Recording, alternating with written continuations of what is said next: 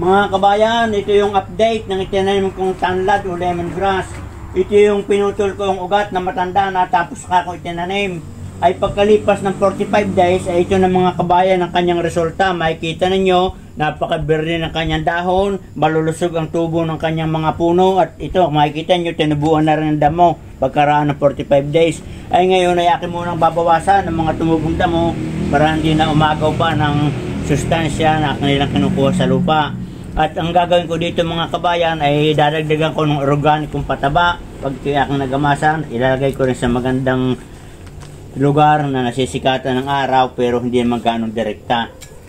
Yan, ito, napakaganda, kita ganin nyo. At itong lemongrass mga kabayan ay napakarami ding mga benefits nito sa ating kalusugan.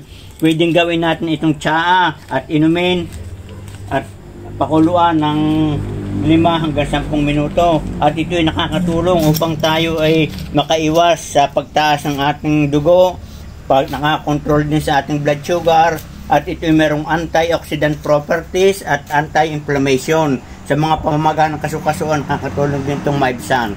So yan mga kabayan, napakita ko naman sa inyo yung aking pamamaraan ng pagpaparaming at pagtatanim ay inyong subukan para kayo magkameron ito sa inyong bahay na sariling tanim. At the same time, hindi na kayo bibili sa palengke. So mga kabayan, hanggang dito lamang at naway inyong nagustuhan at kayo ay may natutunan sa pamamaraan ng pagpaparami ng halamang lemongrass o tanlad. Good luck and good health. Isang mapagpalang araw sa inyong lahat mga kabayan.